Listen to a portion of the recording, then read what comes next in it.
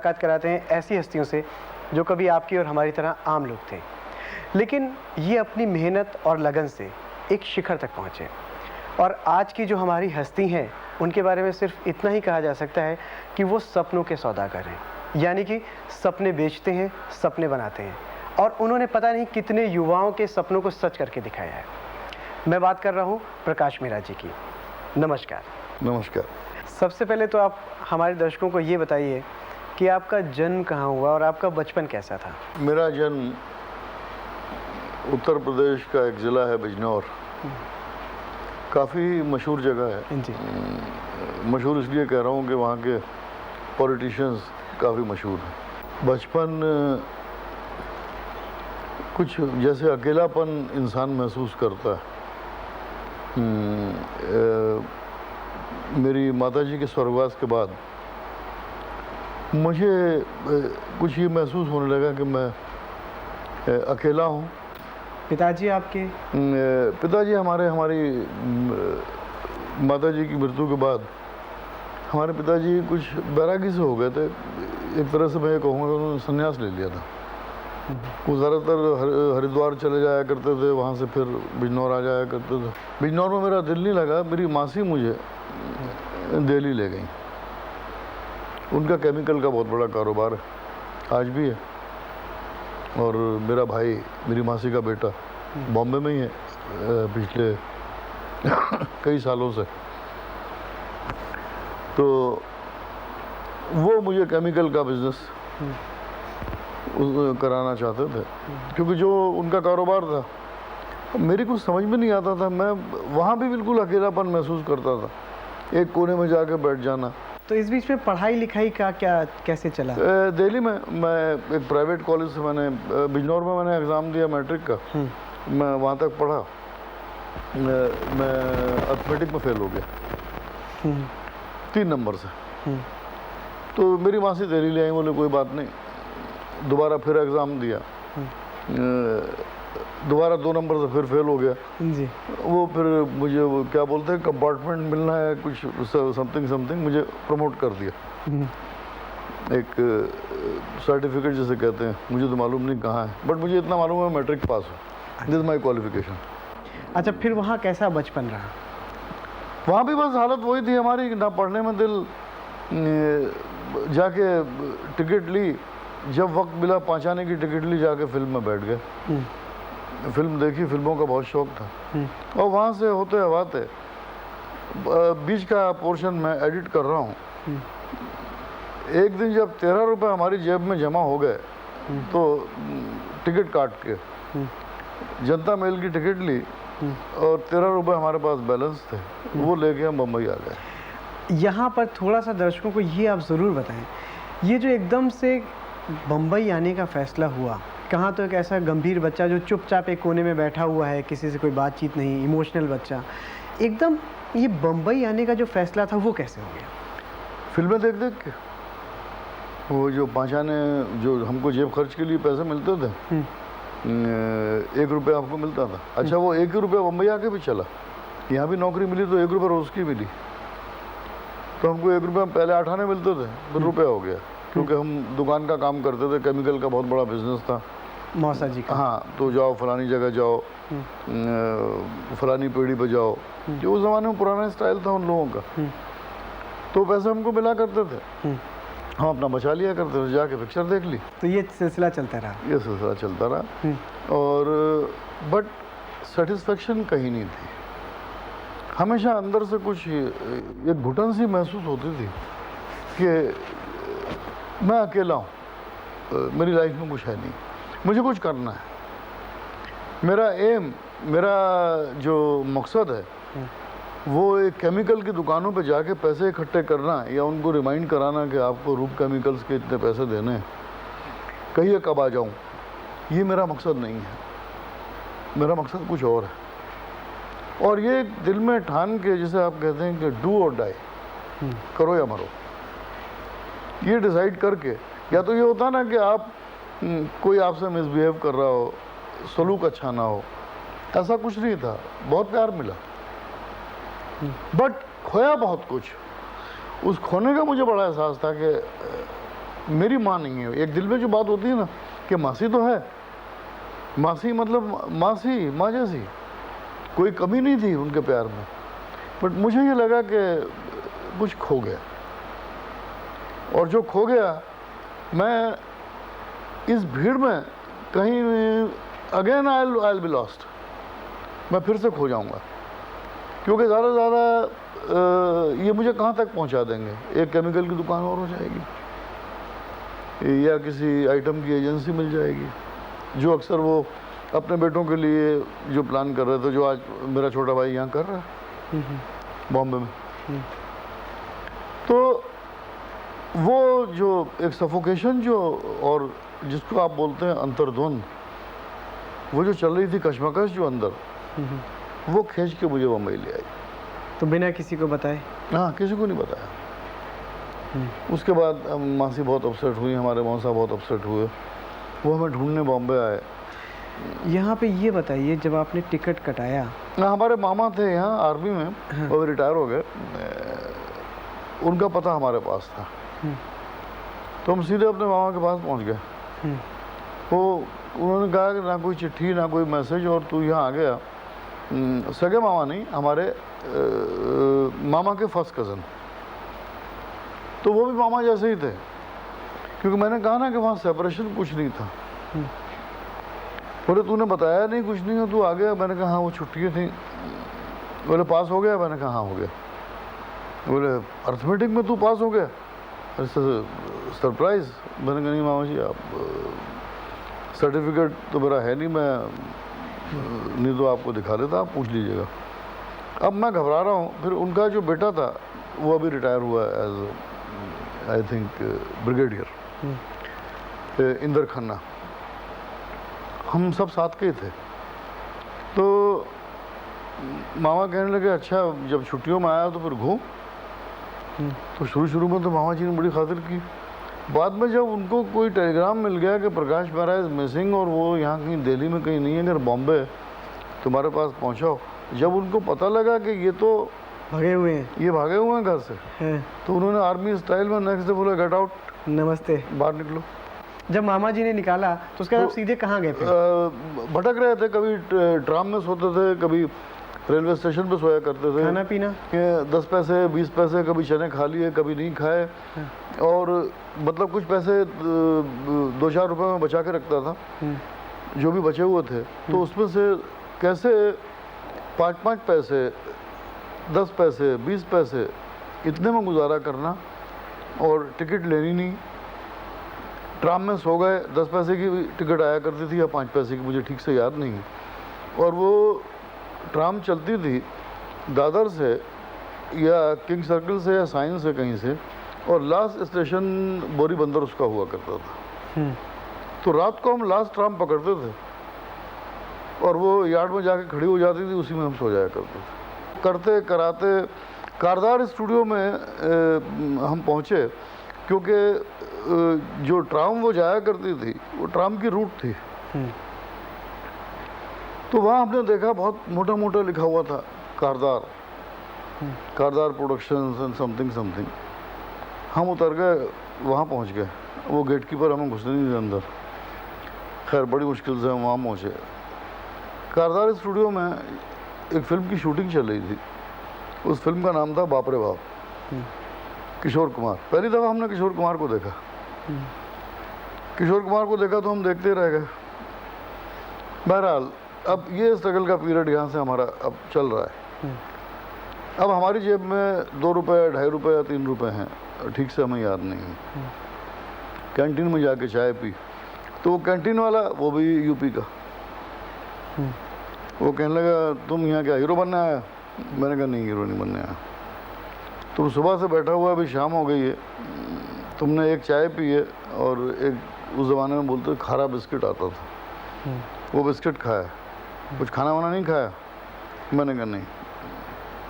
कुछ खाएगा? मैंने कहा नहीं। मैंने कहा ये आवाज़ कैसी आ रही है? जो संगीत कुछ बज रहा था। बोले सामने रिकॉर्डिंग चल रही है, मदन मोहन संगीतकार का नाम सुना? मदन मोहन का नाम सुन के तो मैं और फ्लर्ट हो गया। मैंने कहा हाँ सुना है। लता मंगेशकर। तो मैं उसकी तरफ देख ही रहा हूँ, बोले चलो मैं तुम्हें लेके चलता हूँ। वो कैंटीन वाला मुझे ले गया और उसने बोला कि तुम यहाँ बैठो, और कोई म्यूजिशियन था, उसको बताया कि देखो हमारा आदमी है, इसको खाली ये देख रहा है, इसको देखने देना। वहाँ पहली दफ़ा मैंने मदन मोहन को म्यूज़िक कंडक्ट करते हुए देखा, लता जी को गाना गाते हुए देखा। मुझे ऐसा लगा मैं कुछ एक ड्रीम वर्ल्ड में आ गया हूँ। मैं सारे वो, मेरी जेब में 2 रुपये हैं या 2.5 रुपये हैं, मैं चाय पीऊँगा या नहीं पीऊँगा, मुझे कुछ नहीं मालूम, सब भूल गए। मैं सब भूल गया। मैं देख रहा हूँ कि क्या हो रहा है। वो 40 वायलिन बज रहे हैं और वो मदन मोहन कंडक्ट कर रहे हैं। तो मैं फिर उसके पास आया, उसका नाम मुझे याद है अभी तक, सत्तार, ये वॉज मुस्लिम गाय। फिर हमारे बिजनौर के नाई बहुत थे यहाँ, उनको मालूम पड़ा, वो तो सबके सब जमात में आ गए कि हमारा बच्चा अरे यहाँ है, हम इसे तकलीफ नहीं होने देंगे। फिर वो मुझे ले गए, फिर वहाँ भी मैं नहीं रह पाया, मैंने कहा नहीं मुझे कुछ करना है भाई, वहाँ से भी मैं चला आया। तो एक मिस्टर मौर्य थे, उत्तर प्रदेश के थे, ये फिल्म्स डिवीज़न में वो प्रोडक्शन मैनेजर थे, मौर्य साहब। तो वो मुझे मिल गए, क्योंकि मुझे फिल्मों का मतलब सिर्फ फिल्म डिवीज़न ही मेरी समझ में आती थी, बात और कुछ नहीं, नाम सुन के। हाँ, क्योंकि जब सेंसस सर्टिफिकेट से पहले जब डॉक्यूमेंट्री चलती थी तो फिल्म डिवीज़न ऑफ इंडिया, तो मुझे लगता था फिल्में यहीं बनती हैं, यही एक जगह है। तो मुझे लगा कि ये करेक्ट गोल है, बड़ा करेक्ट आदमी मुझे मिल गया, मिस्टर मौर्य। उनको मैंने सारी अपनी कहानी सुनाई कि ऐसे ऐसे। अरे यार, बोले तुम तो हमारे उत्तर प्रदेश के ही हो, और दिल्ली हमारे भी, उनके भी कोई रिलेशन में थे जिनका केमिकल का कोई कारोबार था। बोले वहाँ तो हमारी भी एक दुकान है, तो बेटे मैं तुम्हारी हेल्प करूँगा। 1 रुपया रोज़ पे वहाँ हमको नौकरी मिली, यानी कि 30 रुपये महीना पे। 30 रुपये महीना। बोले या तो 30 रुपये महीना ले लो या 1 रुपया रोज़ ले लो। तो हमने कहा हमको 1 रुपया रोज़ सूट करता है। तो क्या काम दिया उन्होंने?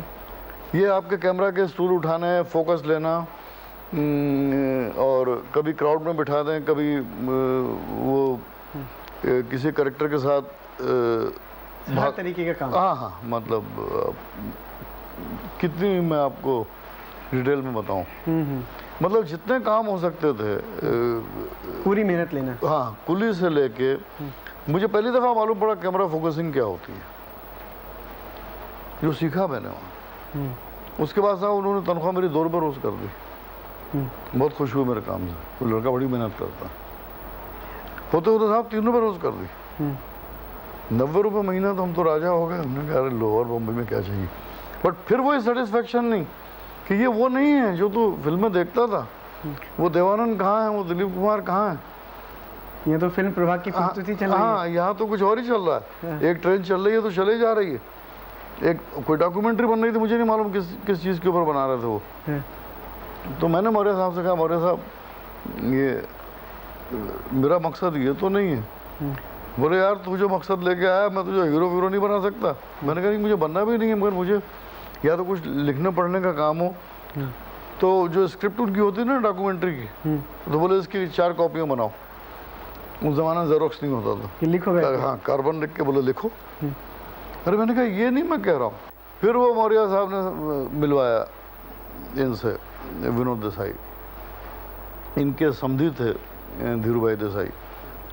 उनकी एक फिल्म बन रही थी जिसमें शाहू मोदक हीरो थे, राजा विक्रम या कुछ अजीब सा नाम था। तो मौर्य साहब ने बोला कि इनके पास जाइए और यहाँ आपको काम मिलेगा। अब बिटवीन मौर्य साहब एंड दैट ग्रुप अगेन हमारी स्ट्रगल शुरू हो गई, क्योंकि हमारे पास वही 1 रुपया रोज़ हमको मिला करता था। हाँ, उसके बाद 3 रुपये रोज़ तक पहुँच गए थे।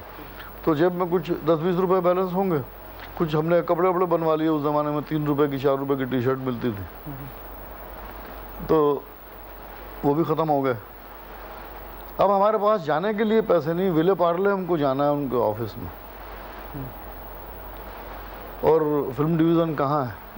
अब मौर्य साहब से हम कह नहीं पा रहे हैं कि साहब ना, वो ज़िंदगी में हमने कभी किया ही नहीं।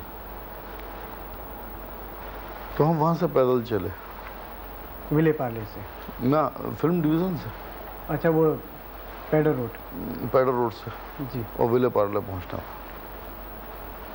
तकरीबन 10-15 किलोमीटर ज़्यादा। ज़्यादा।